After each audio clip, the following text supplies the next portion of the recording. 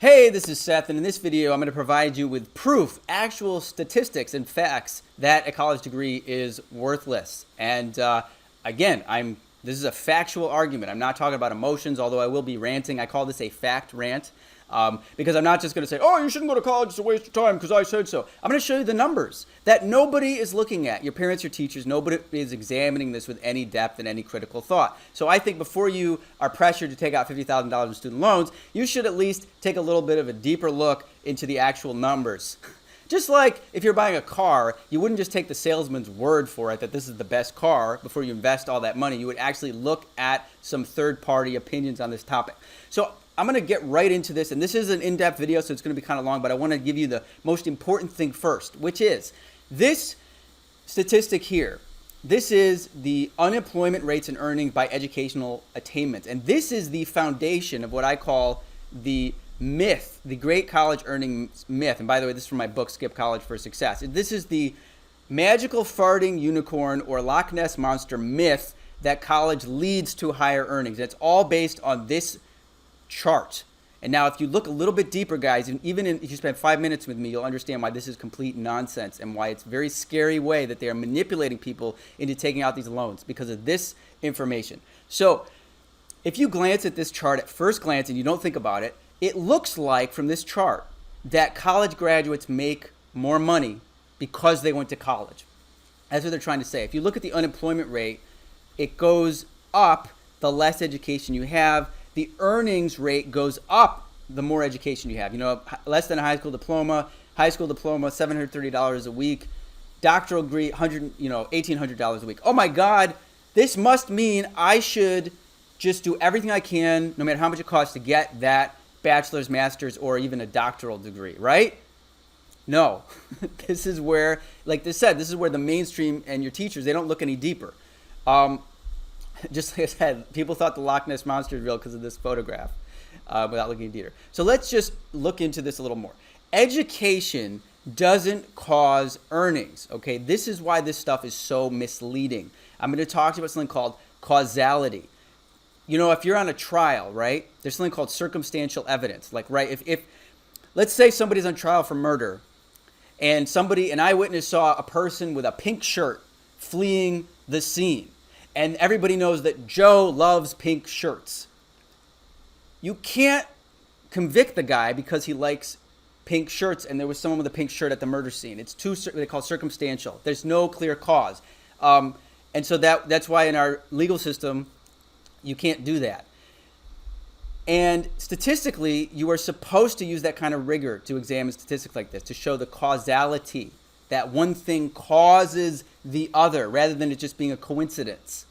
But in this case, with these statistics, it is absolutely the opposite of that. It is completely coincidental, non-correlated information. So basically,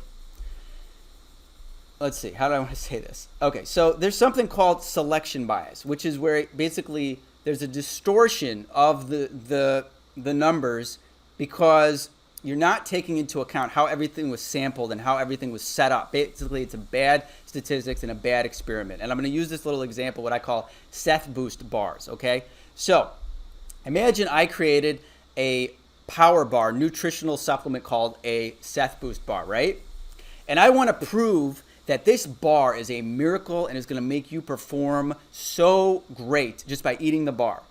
Now, let's say I do a study, which is very, I'm going to liken it back to this, where you have all the people who got a high school degree, high school diploma, bachelor's, blah, blah, blah.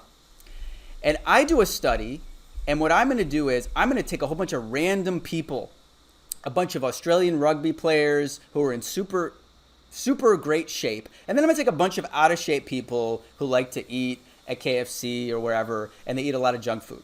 And I'm just going to throw them all into one study, which is basically what this is here. This is the results of a whole bunch of very different people being grouped into one statistical output.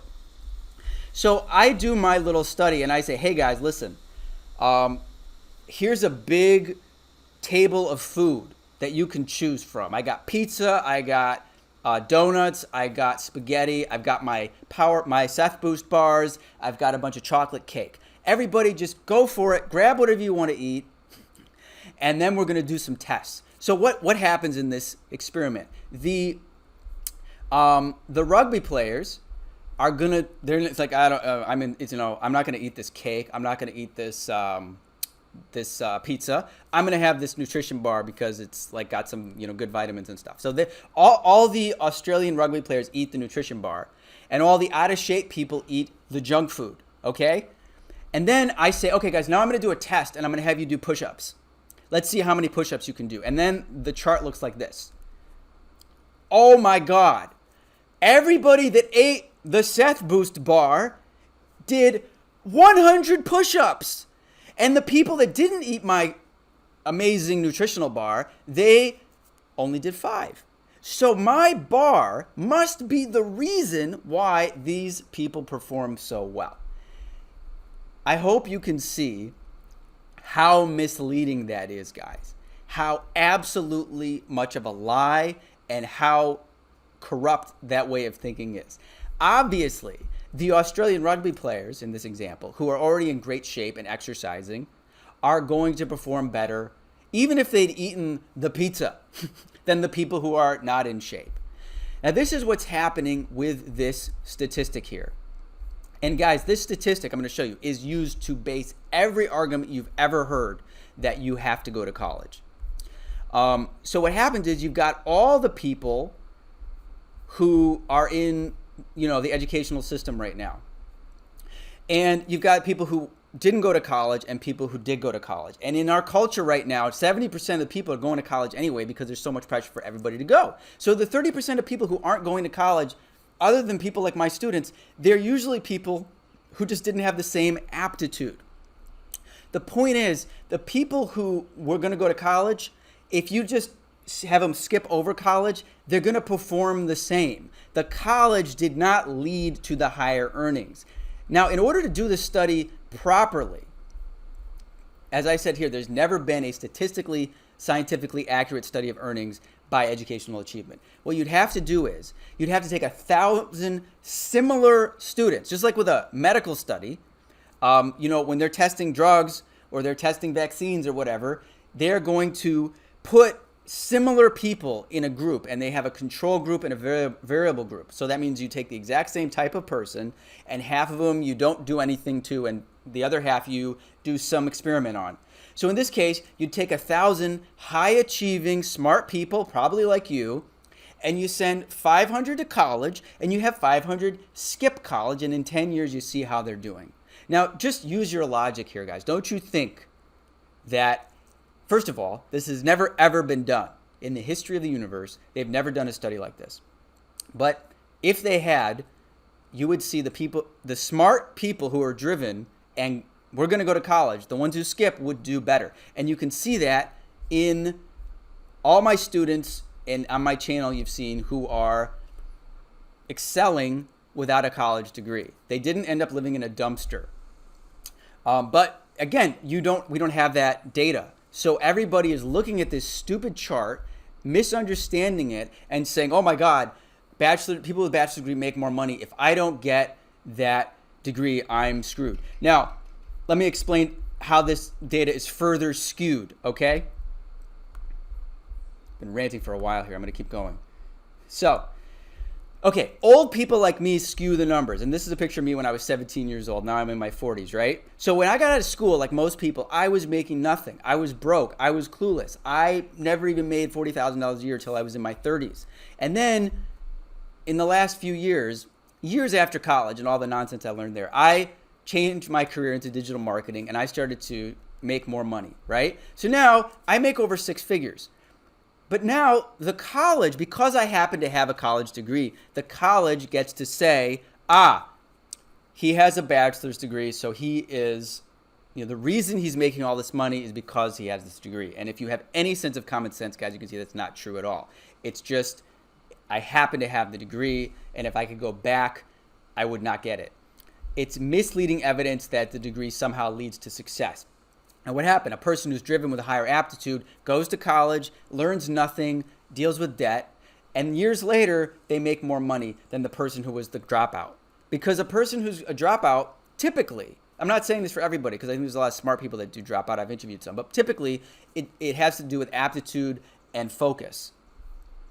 And there's a lot, I know so many other people my age who changed careers or figured something out. They made more money years after college, and now the colleges get the credit. And it's really stupid, and it's painful to see. The other fact is billionaires. 70% of billionaires do have a college degree, and I think it's not why they're a billionaire, guys.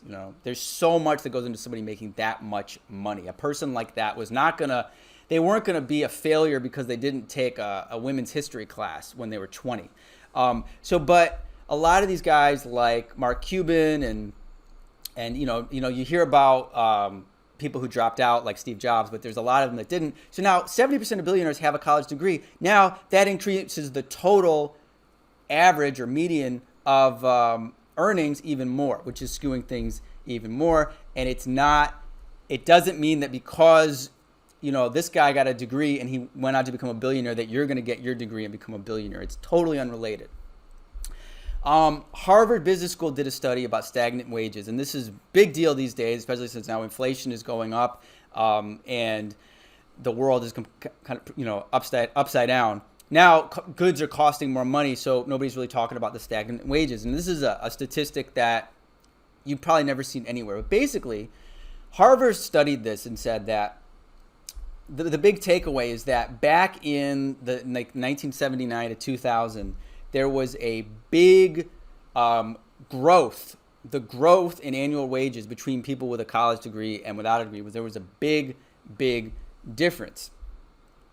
Now, and sorry, I had to reorient myself to this chart because I've been looking at so many numbers. But basically, it was saying, if you only completed high school back in 1979, you were experiencing negative 0.2% annual wage growth.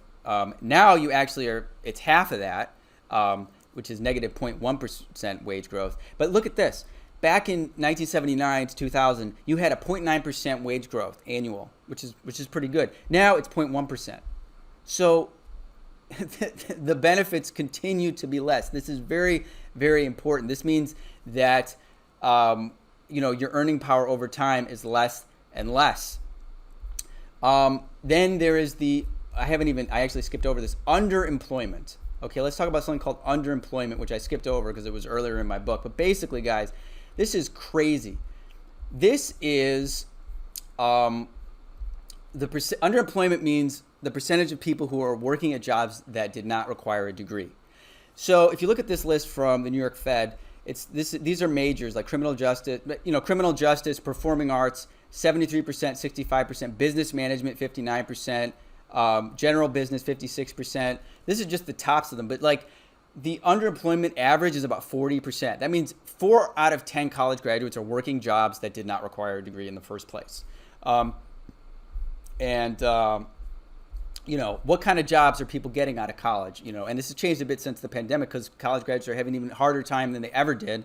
But the most common types of jobs that people are getting are not skilled labor because they don't have any marketable skills. So let's say you went to New York University, you majored in liberal arts, and there's this great there's a website called aftercollege.com that's trying to help people out of college find jobs. And look at the top jobs. Most of the jobs are sales jobs. Sales, guys. Do you need to have studied astronomy in college to sell things? No. So the top 3 jobs here are admitting rep, which is greeting someone at a doctor's office, a cashier assistant, or a front office assistant. Does this have anything to do with college? And do you think these are high earning jobs? No. Let's say you went to Cornell. It's very similar. Office assistant, deli retail clerk, cashier, bakery retail clerk. And again, this is before COVID. Now a lot of these jobs don't even exist. The jobs most college graduates work in, again, I deal with so many college graduates directly. The general public does not have access to this type of interact. People come to me because of my videos, and people are working in sales is the number one thing. Like this college graduate using his knowledge of physics to explain how anti-lock brakes work. Customer service. There's a bunch of models pretending to be happy at a call center, but in reality, this is what a call center looks like. And this is, I worked at a job like this. I've done all these jobs, by the way, guys. I did these jobs for 10 years until I was trained in digital marketing, got a marketable skill, and ended up making more money. After college, I was like so many other students. Customer service, sales, food service, I waited tables. And by the way, Everywhere I've ever worked, every restaurant I worked at, other college graduates were working. And why were we working there? Because it was the most money you could make and the most flexibility by getting tips from waiting tables versus getting one of these more, office jobs or administrative. That's the other most common thing. You're going to get some office job, getting paid nothing, working with Microsoft Excel or filing papers or some other nonsense, if you're lucky, if you can actually find a job. Now, that leads me here. I'm going to be jumping around a little bit. Sorry if it's a little dizzying on the screen. So let's go. I have so much to tell you. I totally forgot it. This is all in my book. Unemployment, guys. You never hear about recent college graduate unemployment, and there've only been a few studies done of this. Like I said, there's just not that many studies. But in October 2018, 69% of high school graduates were enrolled in colleges of university. Among 20 to 29-year-olds who received a bachelor's degree, 72.3% were employed. What? That means that 27.7% were not employed. That's 1/3. That is bigger than any unemployment during the pandemic. That is like Great Depression type numbers. So this is a much more realistic assessment of what things are like. And here's another really annoying chart. Again, guys, this is why people don't look into this. They're asking about the meal plan at the college, but parents aren't sitting here like looking at these labor statistics charts and figuring things out. Basically, recent college graduates, the unemployment rate was 12.3, and this is before the pandemic. And this is also skewed because 16% of recent graduates, they're not in the labor force. And this is a whole other thing. We basically have to understand that unemployment rates reflect people who are actively looking for work. But if you go back to grad school, which a lot of students do, because they're in this perpetual cycle of taking out loans and staying in academia, they're not really part of the labor force. So this is much more actually realistic. Finally, Rutgers University did a study a few years ago. And again, there's not that many studies done like this. But basically, you can see here that only 51% of the people they surveyed are employed full-time. That's a much more accurate picture. And guys, you're out there in the world. You know people who've graduated college. Are they working $60,000 a year jobs and like happy and getting tons of job offers? They're not. I deal with this every day.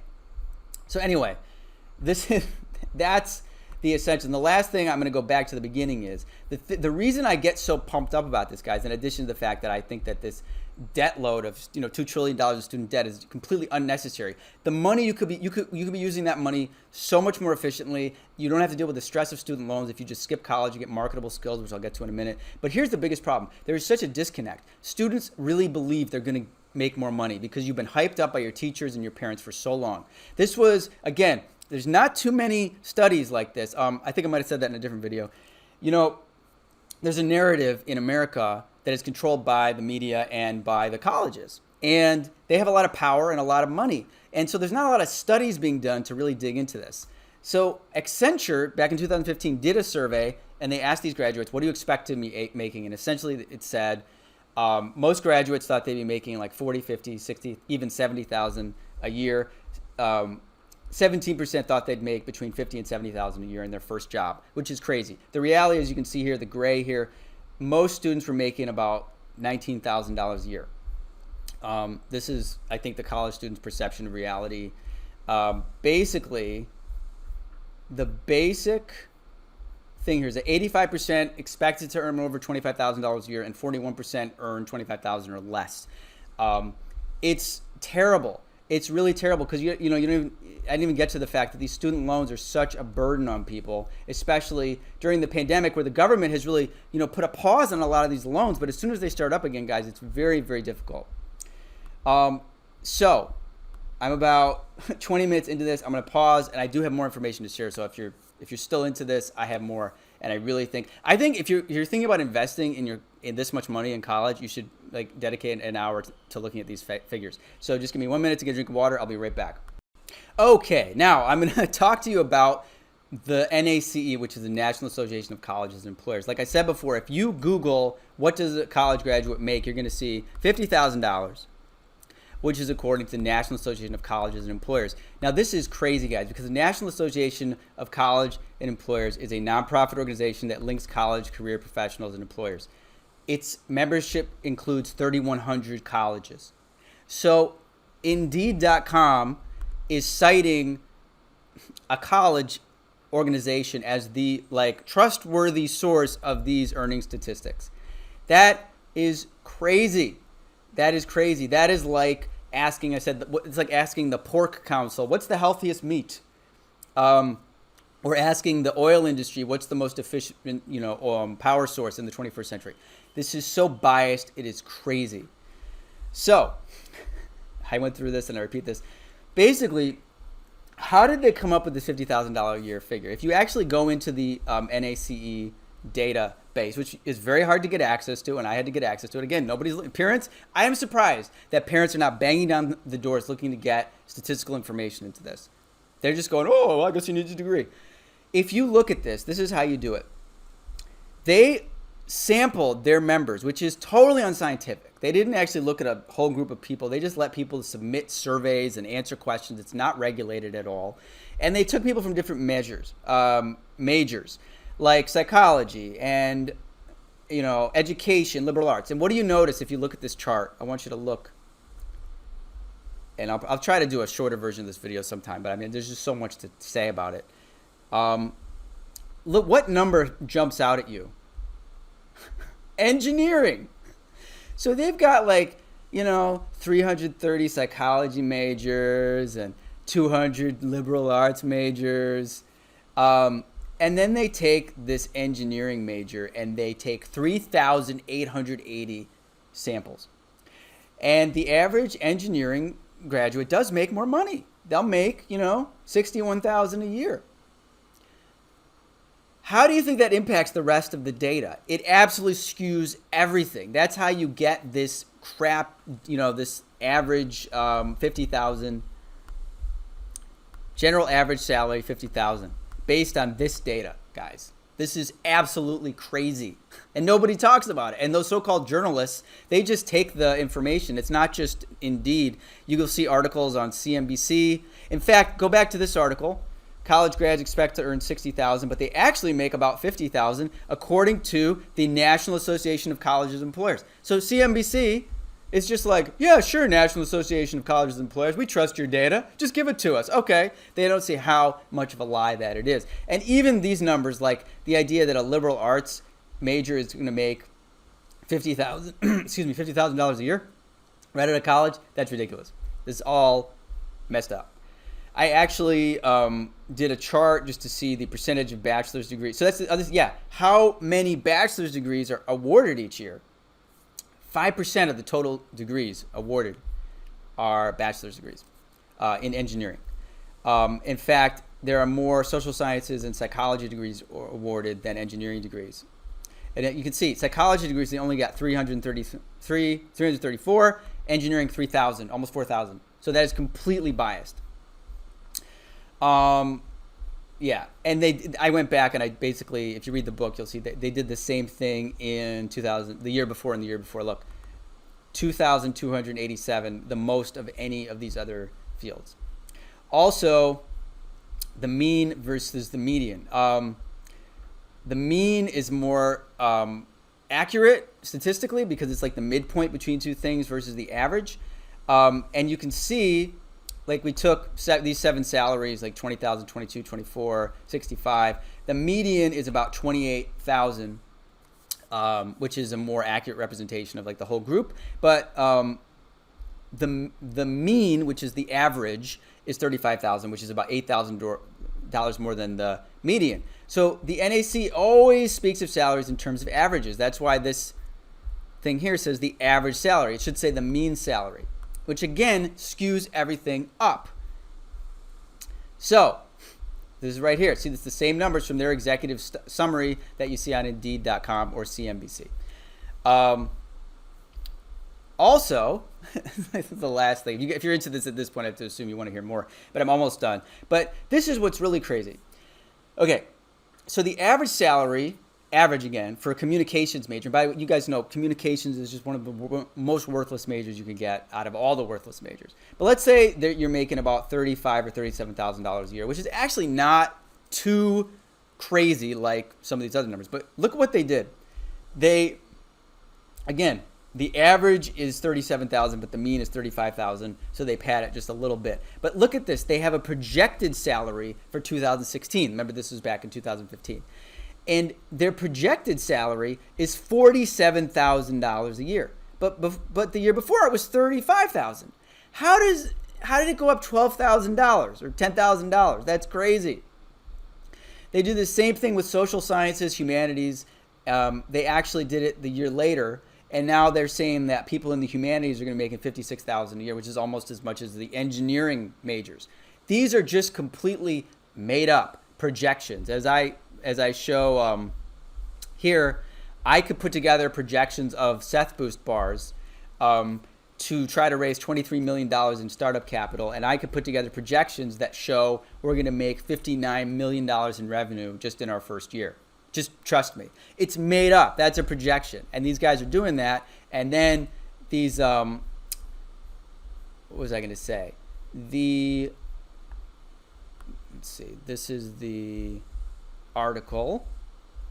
Yeah, literally, CNN Money, they literally, this reporter, quote unquote, Susie Popek, literally took the survey from National Association of Colleges and Employers and said they're projected to have $50,000 a year, based on their complete nonsense. It's not even data. They literally said, oh, they made $35,000 this year, but we think next year they're going to make this much, $56,000. It's absolutely insane, or whatever they made the year before to this year. It's just made up. Now, there's nobody out there actually having a conversation about these numbers. So anyway, guys, I wrote a whole book about this. And then, of course, what's the solution?